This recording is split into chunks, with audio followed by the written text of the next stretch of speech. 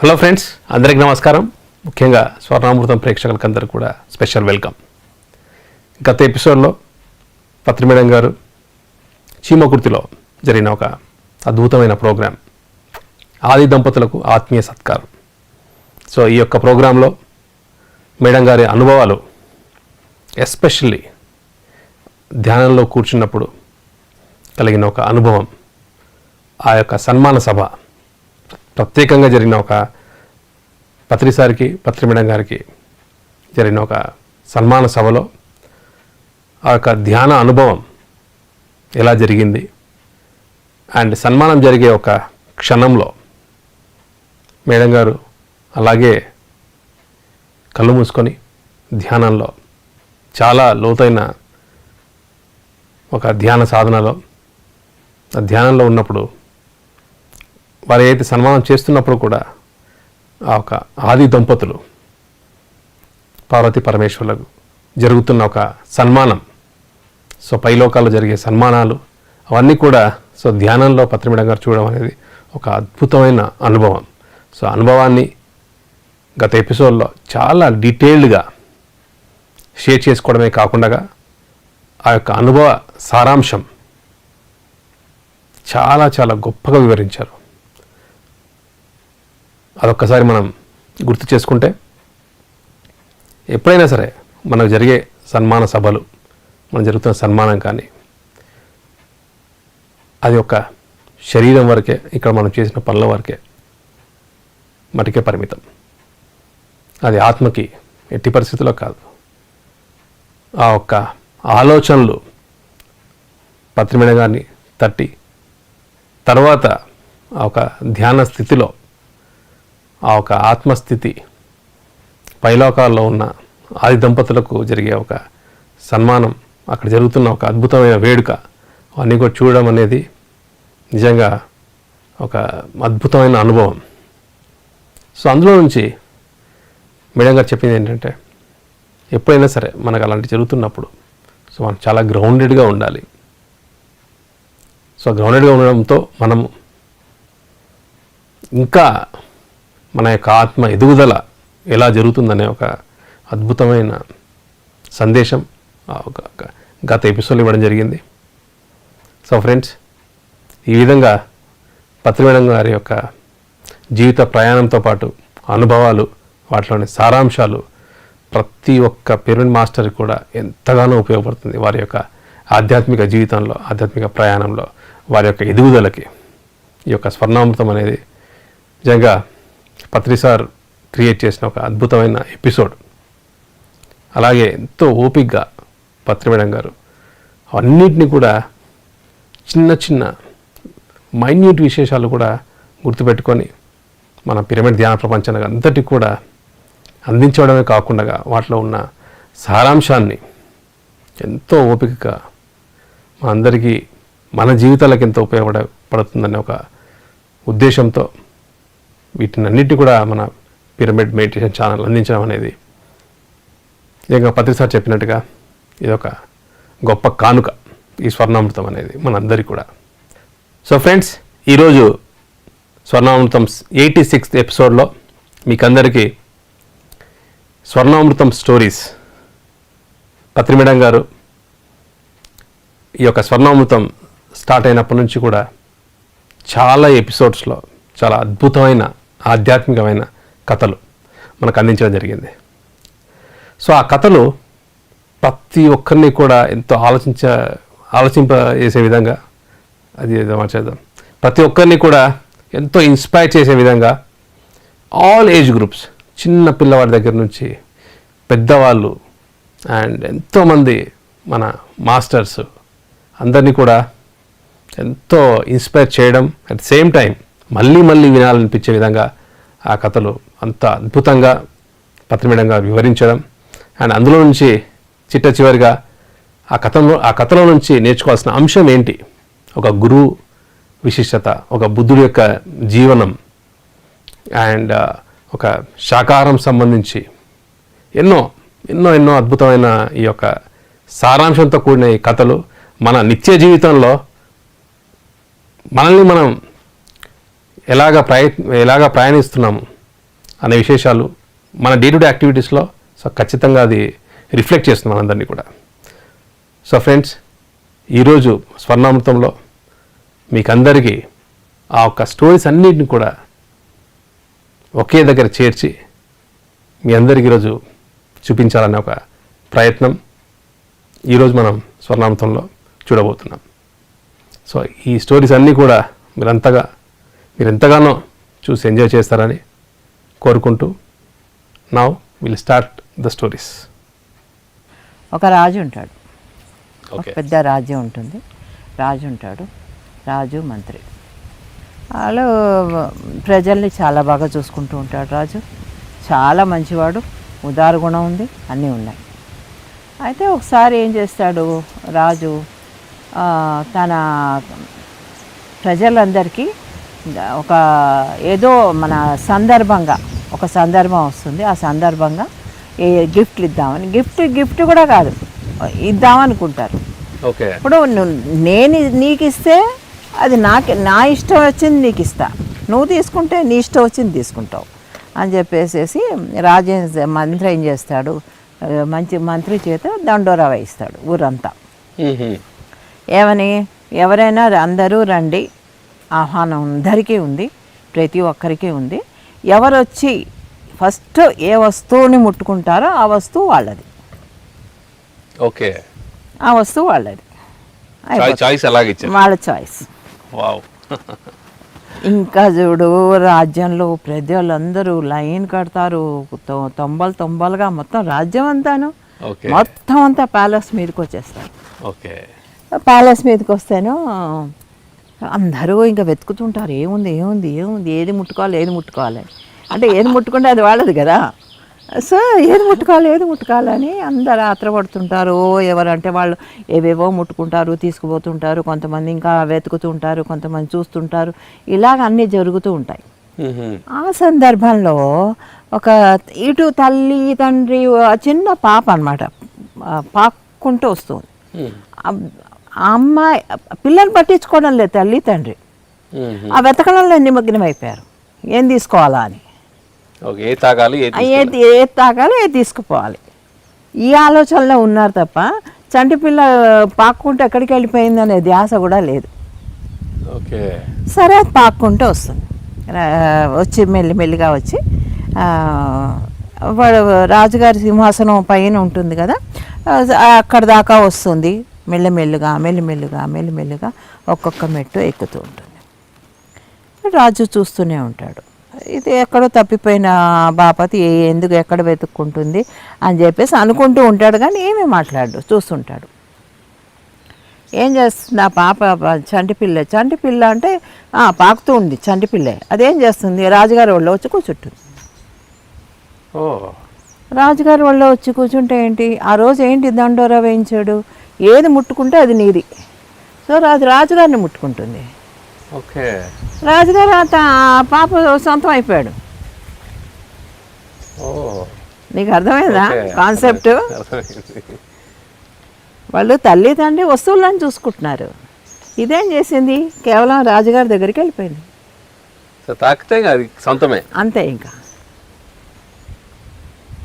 అని చెప్పేసి ఇంకా రాజు ఆ పిల్లని ఎత్తుకొని ముద్దు చేసుకొని పంపిస్తాడు. బట్ దీని పరమార్థం ఏంటంటే, మనం అందరం ఏం చేస్తాము,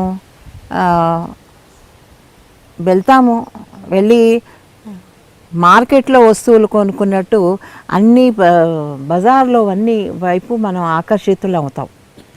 కానీ వీటన్నిటినీ సృష్టించిన అక్కడ ఇంకోడు ఉన్నాడు, దానివైపు ఎప్పుడు మనం ఆకర్షితం అవ్వం. ఇప్పుడు అర్థమైందా? ఎప్పుడైతే నువ్వు ఈశ్వరునే పట్టుకుంటావో ఇవన్నీ నీ సొంతం అవుతాయి. ఈ రాజులు పట్టుకుంటే ఇవన్నీ ఆ పిల్ల సొంతమే కదా. అవును, వావ్, సూపర్ మేడం. ఆ పిల్ల ఏం చేసింది, తెలివిగా చక్కగా వెళ్ళే. ఇప్పుడు అందుకే కదా మనం అంటాం కదా, పిల్లల మనసు రావాలి అప్పుడే దేవుణ్ణి చూడగలమని. ఆ పిల్ల అలా చక్కగా అలా చేసింది, వెళ్ళి రాజుని ముట్టుకుంది, సమస్తం ప్యాలెస్ అంతా అమ్మాయిదే. ఓకే, ఇంకేమక్కర్లా, ప్యాలెస్లోనే పెరుగుతుంది అది. సో పట్టుకోవాల్సింది పట్టుకోవాలి. అలాగే మనం అక్కడ దాన్ని పట్టుకోవాలి. ఇవన్నీ పట్టుకున్నా ఎప్పుడోసారి నీ చేతిలో జారిపోయేవే, ఎప్పుడోసారి నీ చేతిలో జారిపోయేవే, నీకేం శాశ్వతంగా నీతో ఉండవు. కానీ అది నీకు శాశ్వతంగా ఉంటుంది. ఆ ఈశ్వరుడు అనేవాడు నీ శాశ్వతంగా నీతో ఉంటాడు. ఒక ఆత్మ అనేది ఈశ్వరుడు అంటే ఏం లేదు, అదొక నీ దాన్ని ఏమంటారు పైన ఆ ట్రూత్. అది ఆ ట్రూత్ని పట్టుకో. ఆ ట్రూత్ని పట్టుకుంటే శాశ్వతంగా నీతో ఉంటుంది. సో మనం వెళ్ళాల్సింది ట్రూత్ వైపు. ఎస్. ఓకే. సో మనం ఇక్కడ జన్మ తీసుకున్నాక మనం పట్టుకోవాల్సింది ఇక్కడ ఒక ఫిజికల్ లైఫ్లో అయితే ఉండడమో, సో ఇవన్నీ పట్టుకున్నప్పుడు this is all temporary. So ఎప్పుడైతే ట్రూత్కి వెళ్తామో ఇవంతా కూడా ఆటోమేటిక్గా ఇవన్నీ అసలు వస్తుంటాయి పోతుంటాయి అంతే.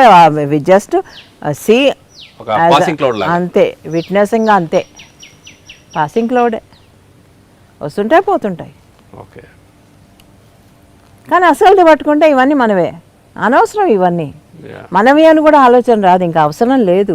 ఇప్పుడు రాజ్యంలో ప్యాలెస్లో ఉండే వాళ్ళకి ప్రతిదీ నాది నాది అని ఆలోచించాల్సిన అవసరం లేదు, ఆటోమేటిక్గా వాళ్ళవే అవుతాయి అవి కదా. Correct madam. ఒకసారి చిన్న పెద్ద షాపింగ్ కాంప్లెక్స్ కూడా వెళ్తాం మేడం.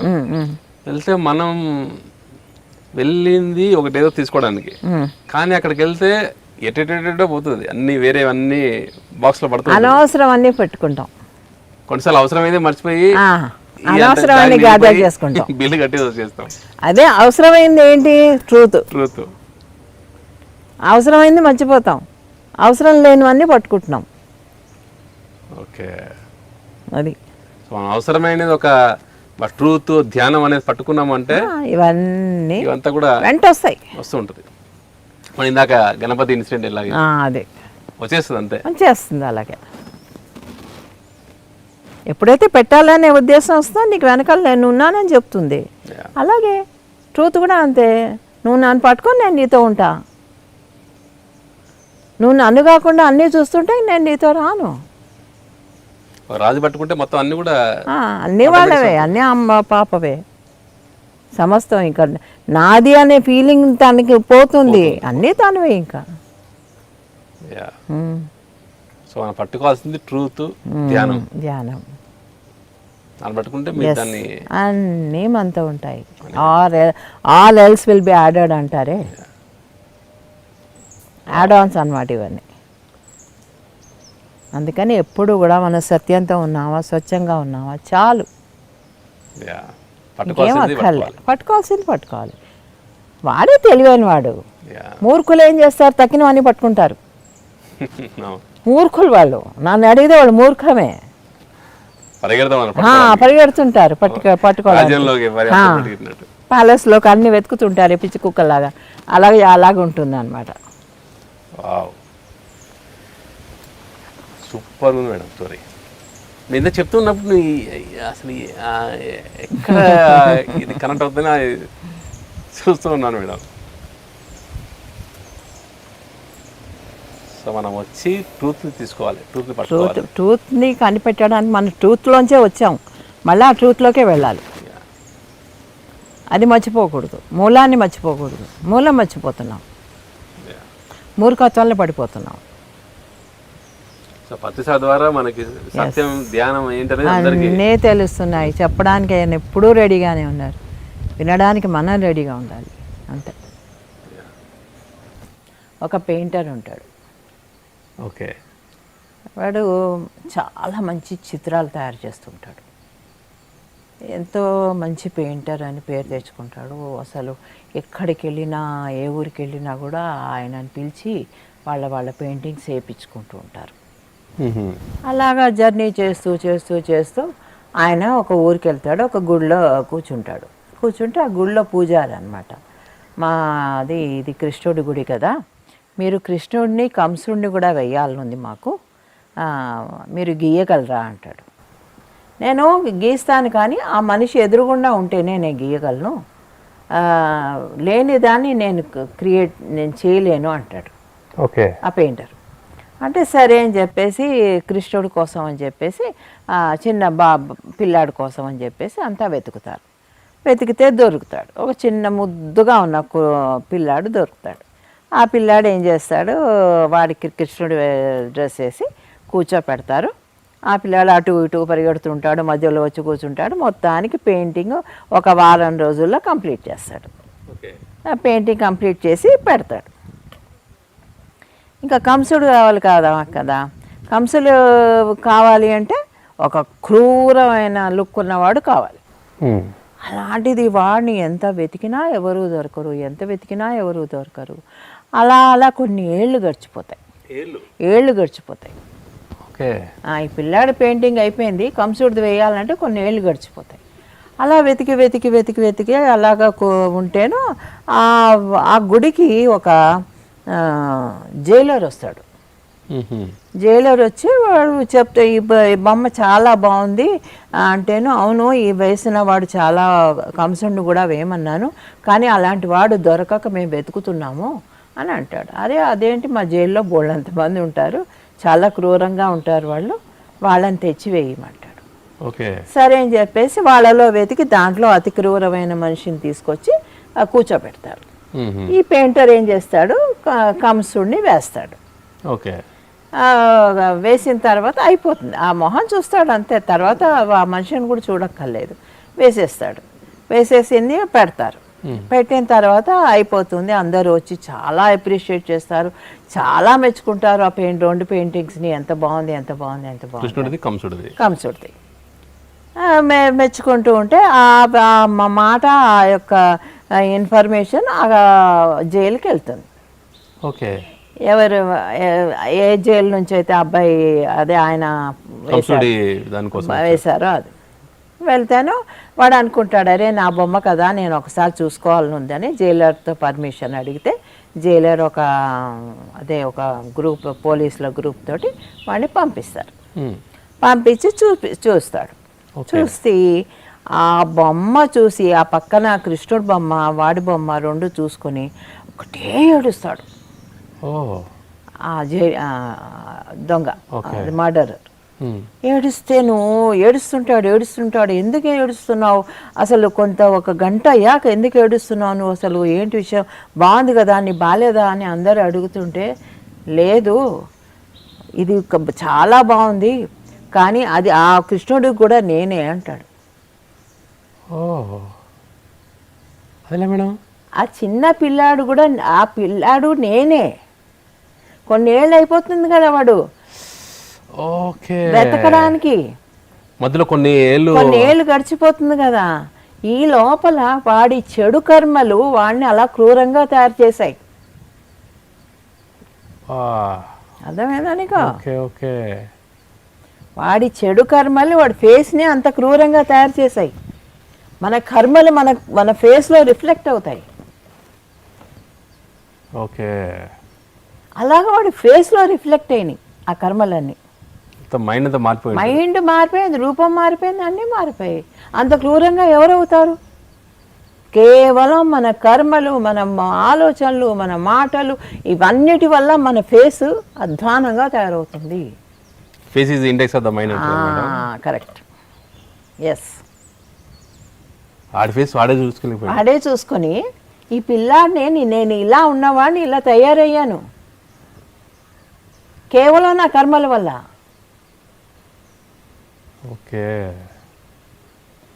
పిల్లలు దేవుడితో సమానం. పిల్లడుగా ఉన్నప్పుడు దేవుడిగా ఉన్నాడు, వాడి కర్మల వల్ల రాక్షసుడు అయ్యాడు. అలా చూసుకున్నప్పుడు సెల్ఫ్ చెక్ ఉంటుంది కదా మేడం? మరి ఉండదా? ఎవరికైనా ఉంటుంది. అందులో వాడు చిన్నప్పుడు ఈ పిక్చర్ చూసుకొని వాళ్ళందరూ మెచ్చుకుంటూ ఉంటే, అరే నేను రాక్షసుడి ఫేస్ కోసం నన్ను సెలెక్ట్ చేశారు, కంసుడి ఫేస్ కోసం నన్ను సెలెక్ట్ చేశారంటే నేను ఎంత క్రూరంగా ఉన్నాను, నా ఫేస్ ఎంత క్రూరంగా ఉండాలి, నా కర్మలు ఎంత చెడు పనులు చేస్తుంటే నా ఫేస్ ఇలా అవుతుంది అని తెగ బాధపడిపోయి ఏడ్చి అప్పుడు కాస్త రియలైజేషన్ వస్తుంది. అప్పటి నుంచి వాళ్ళు స్టార్ట్ అవుతుంది. స్టార్ట్ అంటూ అవ్వాలి కదా ఎక్కడో చోట. ఎందుకంటే వాళ్ళ రియల్ ఆ. రూపం ఏంటనే ఇలాంటి పనులు చేసేవాళ్ళు వాళ్ళ అద్దంలో వాళ్ళ ఫేస్ చూసుకుంటే వాళ్ళకే తెలుస్తుంది, ఎవరి ఫేస్ వాళ్ళ అద్దంలో చూసుకుంటే. సో ఎవరు చూడడం అసలు వాళ్ళుగా ఎవరికి వాళ్ళకే వస్తుంది అది. వాడు చిన్నప్పుడు ఫోటో ఎలా ఉంది, ఇప్పుడు ఫోటో ఎలా ఉంది, వాడు కనుక ఒక్కసారి చెక్ చేసుకుంటే చిన్నప్పుడు ఎంత ముద్దుగా ఉండేవాడో పెద్ద అయ్యాక ఆ క్రూర పనులు, క్రూర ఆలోచనలు, క్రూర మాటల వల్ల వాడి ఫేస్ ఎలా మారుతుంది. వాడు మెయింటైన్ చేస్తుంటే ఆ మంచితనాన్ని, ఆ యొక్క దాన్ని ఏమంటారు, మంచి కర్మల్ని మెయింటైన్ చేస్తుంటే వాడి ఫేస్ అంతకంటే బ్యూటిఫుల్గా తయారయ్యేది, ఆ గ్లో ఉండేది. ఆ గ్లో ఉండేది. మేడం సెల్ఫ్ చెక్కి is the best method madam. అంటే మన రియల్ సెల్ఫ్ చెక్ చేసుకోవాలి అంటే చేసుకోవాలి అనే ఆలోచనే ఉండాలి. ఆలోచన ఉంటే కనుక మనం మార్చుకోగలం, మనం చూసుకోగలం. మన్ని రికమెండ్ చేశారు ఈ చెడు కర్మల కోసం అంటే చూసుకో. మరి కంసుడి రూపం కోసం మన్ని సెలెక్ట్ చేసుకున్నారంటే మనం ఎలా ఉండాలి, ఎలా ఉండాలి. సో ఒకసారి చూసి తను మొత్తం ఏడవడంలో ఏమాత్రం, ఎందుకంటే పక్కనే పిల్లాన్ని చూస్తాడు కదా, కృష్ణుడు వేషంలో ఉంటాడు. కృష్ణుడిలా ఉన్నవాడు కంసుడిలా తయారయ్యాడు. మరి ఒకే వ్యక్తి, ఒకటే వ్యక్తి, ఒకటే జన్మ కనుక ఒకటే జన్మలో ఇలా మారగలము. కృష్ణుడి నుంచి కంసుడి దాకా మారగలము. That is the point. Okay, మన కర్మల్ని మనం మార్చేయాలాగా.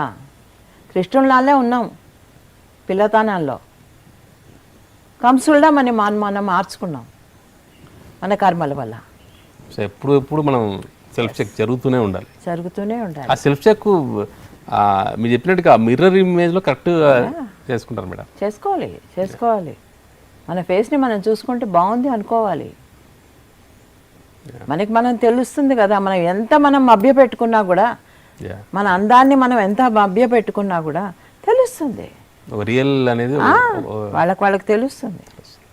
చాలా చాలా బాగుంది మేడం. సూపర్. ఒక పులి పిల్లలు ఉంటాయి. పులి పిల్లలు. ఓకే. అయితే పిల్లలు పెద్ద ఒక 10 మంది ఉంటే పెద్ద ఉంటుంది కదా పెద్ద పులి పిల్ల. ఆ పులి పిల్ల కొంచెం పెద్దగా అవుతుంది.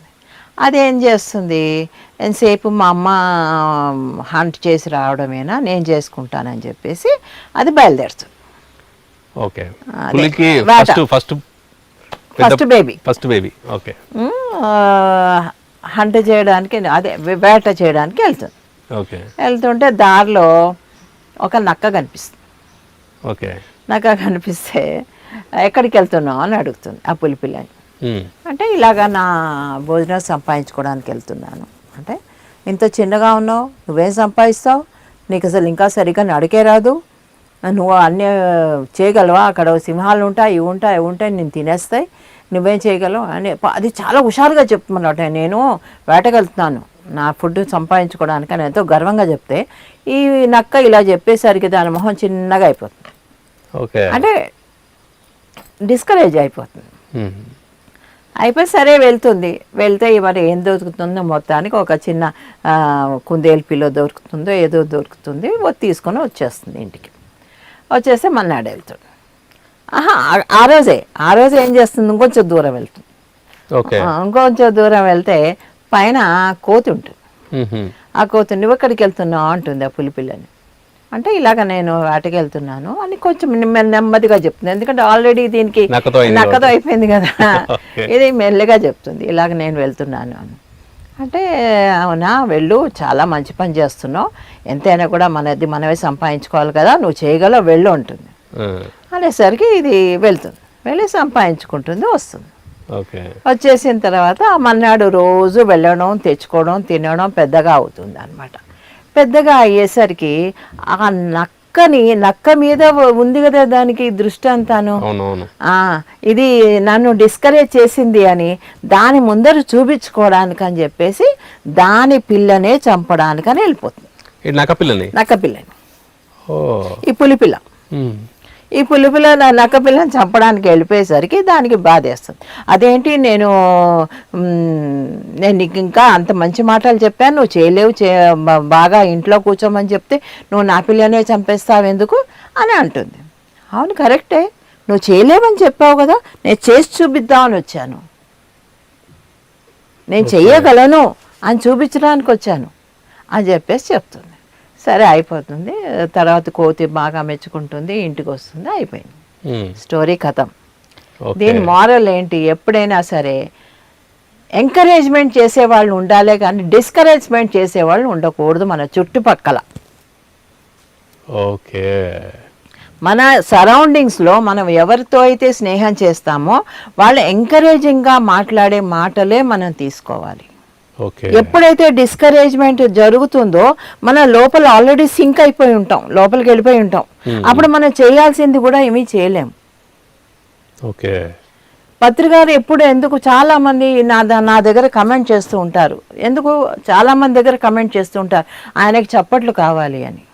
ఎస్ కావాలి, ఆ చప్పట్ల వల్లే ఇంత దూరం మీరు అందరూ ఏకమయ్యారు, అంతే కదా. ఆ చప్పట్ల వల్లే, ఆ అప్రిషియేషన్ వల్లే, అందరూ ఇచ్చిన అప్రిషియేషన్ తీసుకుంటూ ఆయన పైకి ఎదుగుతూ వచ్చారు, మీ అందరినీ ఏకం చేశారు. ఈరోజు ఎక్కడెక్కడో ఉన్న వాళ్ళంతా ఒక గొడుగు కింద ఎలా వచ్చారు? అప్రిషియేషన్ వల్ల. అందుకు నేను చెప్తాను, ఆయన ఎందుకు అప్రిషియేషన్ కోరుకుంటారంటే ఆయన పొగడత కాదు కావాల్సింది, ఆయన ముందరికి వెళ్ళడానికి ఒక ఎంకరేజ్మెంట్, పొగడత కాదు అది. ఆ ఎంకరేజ్మెంట్ ఆయన అందరి దగ్గర నుంచి కోలుకుంటాడు, అందరికీ ఇస్తుంటారు కూడా. ఒక అసలు ఒక చిన్న పాంప్లెంట్ అందులో వాళ్ళు పెట్టిన తపన చూసేసి అప్రిషియేట్ మేడం. అవును, అందరికీ అది ఇస్తారు, తను అది కోరుకుంటారు. ఇక్కడ చప్పట్లు కాదు కావాల్సింది, ఎంకరేజ్మెంట్ కావాలి. ఆ చప్పట్ల ద్వారా వాళ్ళు ఎంకరేజ్ చేస్తారు. దీని ద్వారా అందరికీ నేను చెప్పాలని అనుకునేది ఏంటంటే చప్పట్ల కోసం కాదు, చప్పట్లు ఉంటాయి ఆయనకి, పైన ఉంటాయి చప్పట్లు బోల్డని. ఇక్కడ మీరు కొట్టినా కొట్టకపోయినా పైన ఉంటాయి ఆయన చేసే పనికి. చాలామంది డిస్కరేజ్ చేశారు, మొహం మీద తలుపులు వేసేవాళ్ళు చాలామంది ఉండేవారు. ఆయన రాగానే పెట్టేవి తీసుకొని బయట పెట్టి మేము ఊరికి వెళ్తున్నాం, మా ఇంటి మేము ఉండం ఈ ఇంట్లో అన్నట్టు తలుపు వేసిన వాళ్ళు చాలామంది ఉన్నారు, దగ్గర వాళ్ళే. మళ్ళా అలాంటి వాళ్ళని కూడా ఎప్పుడూ కూడా ఆయన ఎప్పుడూ డిస్కరేజ్ అవ్వలేదు. అప్పట్లో చప్పళ్ళు లేవు, బట్ స్టిల్ ఆయన గోల్ ఉంది, టార్గెట్స్ ఉన్నాయి ఆయనకి. ఆ గోలే డ్రైవ్ చేసింది. ఎస్, ఆ గోలే డ్రైవ్ చేసింది. మీరు చెప్పినప్పుడు నిన్న రీసెంట్గా ఆండ్రూ కోహెన్ ఇంటర్వ్యూ రిలీజ్ చేశారు. అవును. సో అందులో ఎంతగా చేసేదానికి ఏంటి అంటే ఎలా మీరు డ్రైవ్ అవుతారు దీనికంటే ఒకటే చెప్పారు madam, I want to help the people, అదే నన్ను డ్రైవ్ చేస్తుంది. That vision is driving me. Yes, that vision is driving me. Correct.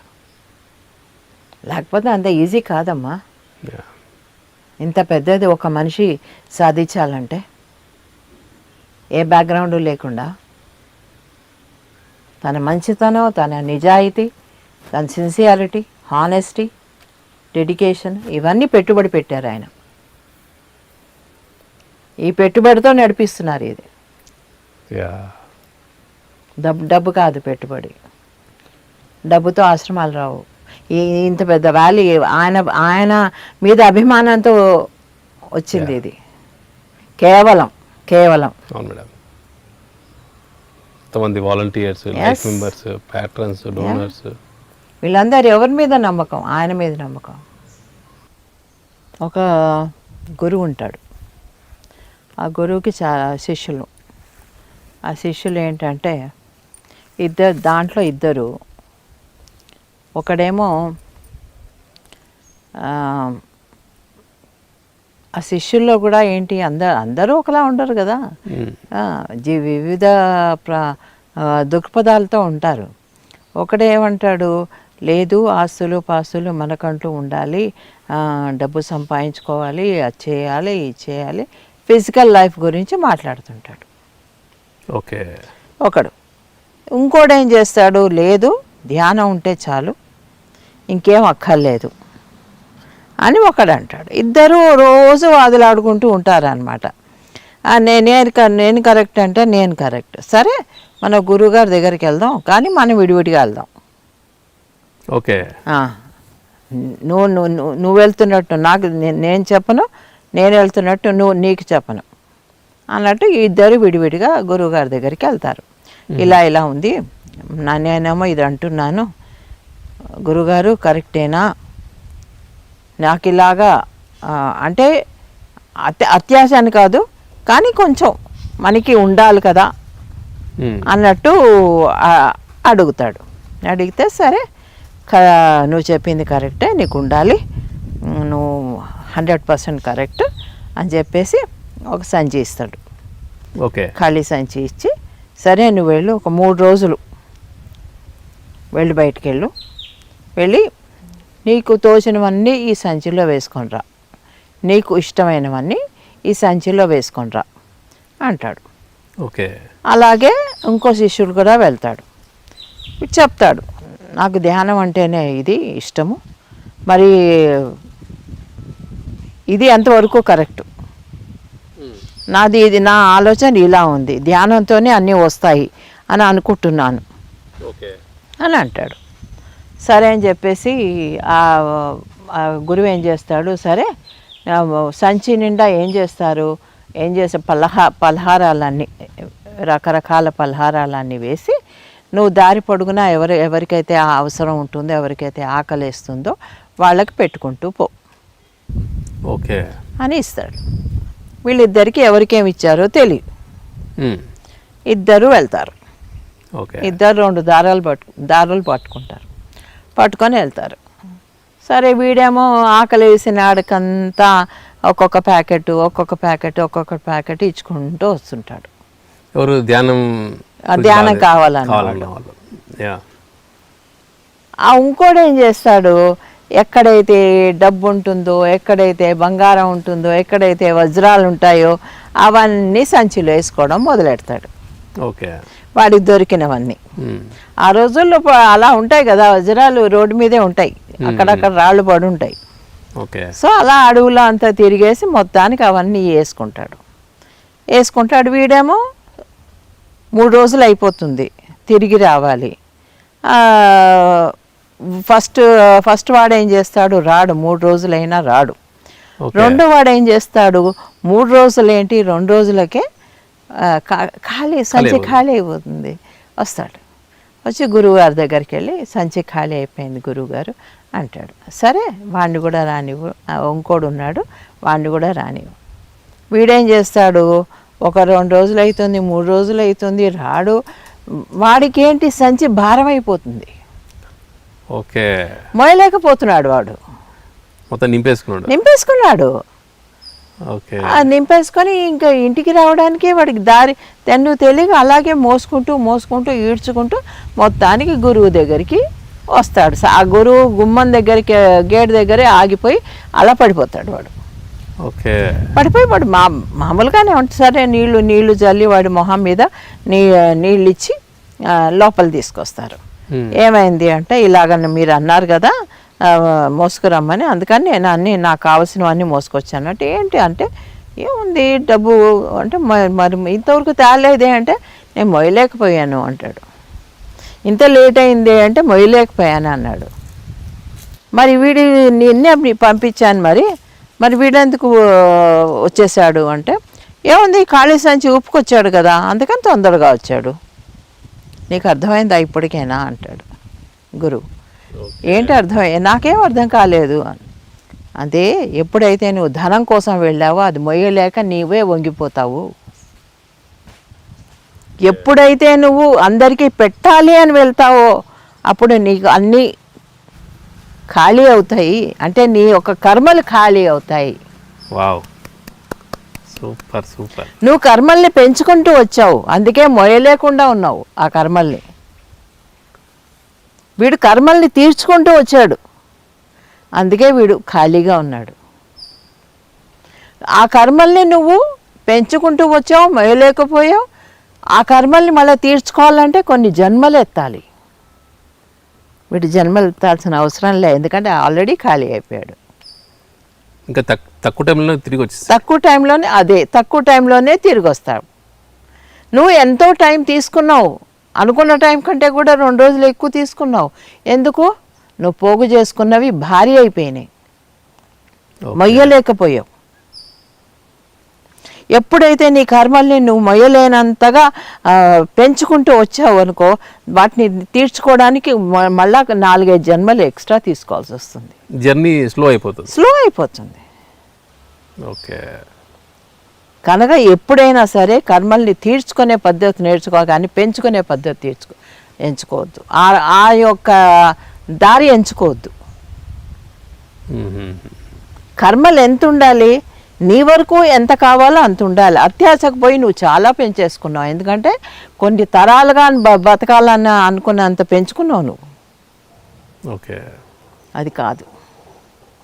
నీకు ఈ పూటకు భోజనం దొరికిందా, లేక నీ కుటుంబానికి భోజనం దొరికిందా, అది కరెక్ట్. ఓకే. నీ ఫ్యామిలీలు, నీ పిల్లలు, లేకపోతే నువ్వు ఈ గురుకులాన్ని వదిలేసేంతగా నువ్వు సంపాదించుకుంటూ పోయావంటే ఏమీ ఉండదు. ఆఖరికి ఈ దీంట్లో కూడా నీకు జగా ఉండదు. సో ఎక్కువ ప్రాపంచికంకి ఎక్కువ డీటెయిల్గా ఎక్కువ వెళ్ళిపోతే కనుక వాళ్ళ జర్నీ స్లో అయిపోతుంది. సో మిడిల్ పాత్లో ఉండాలి. సంచి ఖాళీ చేసుకోవాలి, పెంచుకోకూడదు, బరువు చేసుకోకూడదు. సంచి ఎంత కావాలో అంత నింపుకో, కానీ నువ్వు చాలా నువ్వెంత నింపుకున్నావు. నేను ఏమని ఇచ్చాను, నీకు ఇష్టమైనవి కొన్ని ఏరుకుంటావు అనుకున్నా, నువ్వు మొత్తం ఏరుకున్నావు. ఓకే. నేను సంచి ఇచ్చాను, వాడికి అంతా ఇచ్చాను, తాను తినొచ్చు, లేదు అందరికీ పెట్టాలనుకున్నాడు. తన కర్మలన్నీ తీర్చుకుంటూ చక్కగా ఖాళీగా హాయిగా వచ్చాడు. Less luggage more comfort. అలాగే లెస్ కర్మలు మోర్ కంఫర్ట్. లెస్ పాప కర్మలు,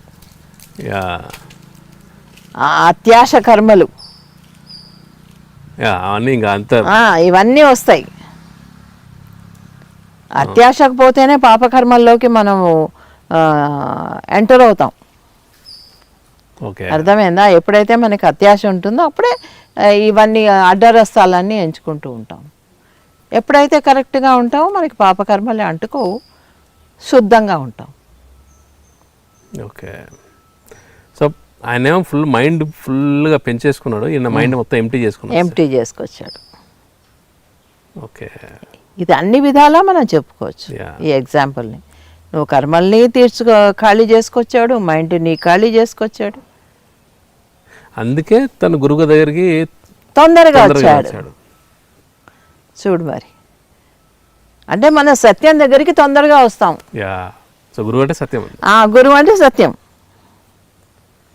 సత్యం దగ్గరికి మనం తొందరగా వస్తాం. నువ్వు పెంచుకుంటూ పోతే సత్యం దగ్గరికి రావడానికి చాలా జన్మలు పడుతుంది. పోనీ అంతా తీసుకుని వచ్చింది కూడా మళ్ళీ గురువు దగ్గరికి సత్యం దగ్గరికి వెళ్ళాలి అంటే అంతా బయట పెట్టాకనే ముందుకు అంతే రావాల్సి వచ్చింది. ఫస్ట్ పాపం గురువు దగ్గరే ఉన్నాడు, బుద్ధిగానే ఉన్నాడు, కానీ అత్యాశ వల్ల బయటికి వెళ్ళాడు. బయటికి వెళ్ళి అవన్నీ ఏరుకున్నాడు. వీడు ఆశ ఎంత ఉందో అని గురువుగారు టెస్టింగ్ అనమాట. వీడు నిజంగా నింపుకుంటాడా లేక దీంట్లో వస్తాడా? ఇద్దరికి ఖాళీ సంచిలే ఇచ్చింది. వీడికి ఖాళీ సంచి ఎలా ఇచ్చాడు? అందరికీ పెట్టమని ఇస్తాడు. ఎందుకంటే వీడికి ఇది ఏ టెస్టింగు? సత్యంలోకి వెళ్ళాలనే టెస్టింగ్ వీడిది. నిజంగా వీడు సత్యంలోకి వెళ్తాడా, ఓకే, కర్మల్ని తెంచుకుంటాడా అనే టెస్టింగ్. గురువు అనేది అతను అసలు ఆయన సత్యంతో కూడిన టెస్ట్లు పెడతారు కదా మేడం. ఎస్, అది మనకి తెలియదు, చాలా మందికి తెలియదు. అది ఫ్రీడమ్తో కూడిన టెస్ట్లు కూడా అనుకుంటారు.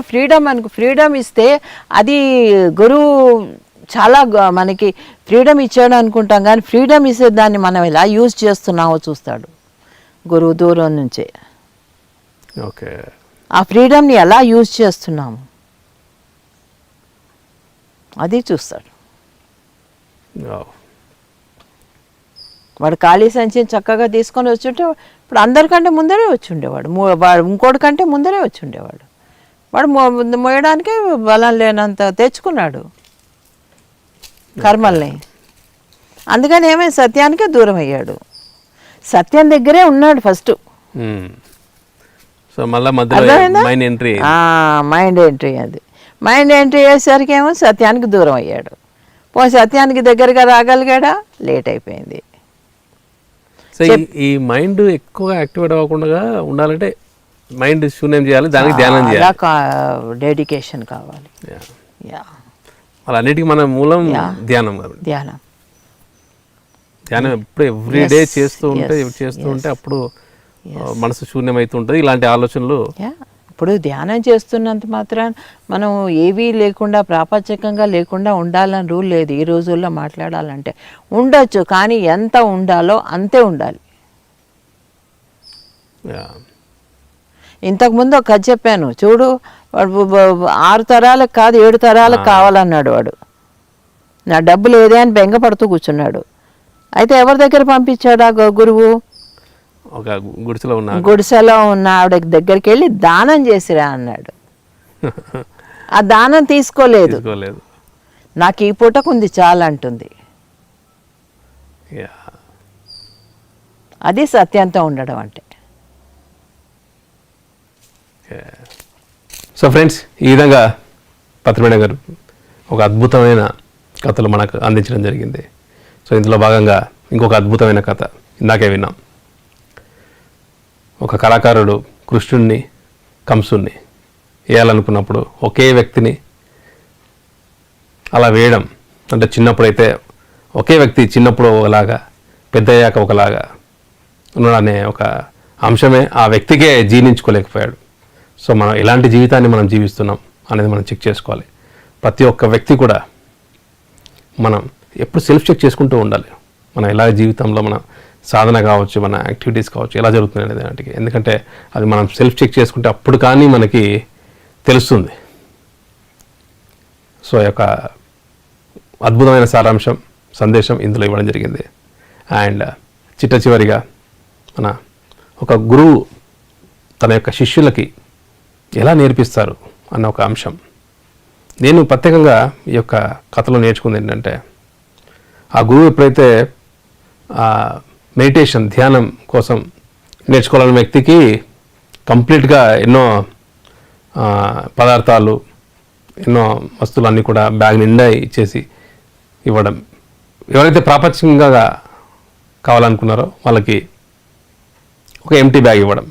సో వాళ్ళిద్దరు కూడా మార్కెట్లో కానీ ఒక ప్రదేశాలకు వెళ్ళినప్పుడు ఎవరైతే మెడిటేషన్ కోసం దించుకోవాలనుకున్నారో వాళ్ళు మొత్తం కూడా వాళ్ళ బ్యాగ్లో ఉన్న అన్ని ఐటమ్స్ అన్నీ కూడా అన్ని పంచిపెట్టడం, ఎవరైతే ప్రపంచంగా కావాలనుకున్నారో వాళ్ళంతా కూడా బ్యాగ్ అంతా ఫుల్గా నింపేసుకొని రావడం. మళ్ళీ తిరిగి వాళ్ళ గురువు దగ్గరికి రావాలి అంటే ఒకతను చాలా ఎంత తేలిగ్గా వచ్చారు, ఇంకో వ్యక్తి మటుకు చాలా కష్టపడుతూ వచ్చారు. సో అందులో నుంచి మనం నేర్చుకోవాల్సిన అంశం ప్రత్యేకంగానే నాకు తెలుసుకున్న ఒక సత్యం ఏంటంటే, ఎప్పుడు కూడా మనం ధ్యానం, ఒక ఆత్మజ్ఞానం రావాలి అంటే, తెలుసుకోవాలి అంటే ఎప్పుడు కూడా మనం ఇస్తూ ఉండాలి. మన దగ్గర ఉన్నదంతా కూడా ఇస్తే పెంచబడుతుంది అంటారు. సో ఆ విధంగా ఎప్పుడైతే ఆ ఒక శిష్యుడు ఆత్మజ్ఞానం కోసం కోరుకున్నాడో తనంతా కూడా మొత్తం అంతా ఇవ్వడంతో తను తేలికైపోయి మళ్ళీ గురుగారి దగ్గర రావడం, మళ్ళీ ఆత్మబోధనలు అవన్నీ కూడా నేర్చుకోవడం జరిగింది. బట్ ఇంకొక శిష్యుడు ప్రాపంచికంగా ఉండాలనుకున్నాడు, అవంతా కూడా ఎంతో ఆ బరువైన వస్తువులన్నింటినీ కూడా తనే మోయలేకపోయాడు. సో ఆత్మజ్ఞానానికి చాలా దూరం అయిపోయాడు. సో గురువుగారు ఆ ఒక నేర్చుకోవాల్సిన అంశాలు ఈ ఇన్సిడెంట్ ద్వారా వాళ్ళ దగ్గర నేర్పించడం, మళ్ళీ వాళ్ళు తెలుసుకొని ఆ రెండవ శిష్యుడు కూడా తెలుసుకోవడం, మళ్ళీ ఆత్మజ్ఞానానికి తన అడుగులు వేయడం జరిగింది. సో మన నిత్య జీవితంలో కూడా మనకి ఎంతవరకు అవసరం అనే అంశాలు మనం తెలుసుకొని ప్రాపంచికంగా కంప్లీట్గా కాకుండా మిడిల్ పాత్లో ఉంటూ మన యొక్క ఆత్మజ్ఞానం, మన ధ్యానం, స్వాధ్యాయం, సజ్జన సాంగత్యం, పత్రికలు ఏదైతే చెప్పారో వాటన్నిటిని కూడా పాటిస్తూ ఈ యొక్క పత్రిమేడ గారు చెప్పిన ఇందాక అన్ని కథలన్నీ కూడా ఖచ్చితంగా మనల్ని ఇన్స్పైర్ చేయడమే కాకుండా చాలా సులభంగా ప్రతి ఒక్కరికి కూడా అర్థమయ్యే విధంగా ఇలాంటి అద్భుతమైన కథలు మనకు పత్రి మేడం గారు అందించడం జరిగింది. సో ఫ్రెండ్స్, ఈ యొక్క స్వర్ణామృతం 86th ఎపిసోడ్లో ఈరోజు స్వర్ణామృతం స్టోరీస్ అన్నీ కూడా మళ్ళీ మనం ఒకే చోట అవన్నీ కూడా చేర్చి మీకు అందించడం అనేది చాలా చాలా హ్యాపీగా ఉంది. సో ఫ్రెండ్స్, ఇంతటి అద్భుతమైన కార్యక్రమాన్ని ఆదరిస్తున్న పిఎంసి ప్రేక్షకులకి, అద్భుతంగా టెలికాస్ట్ చేస్తున్న పిఎంసి ఛానల్కి స్పెషల్ థ్యాంక్స్ చెప్పుకుంటూ now we're signing off. Keep watching pyramid meditation channel. Thank you.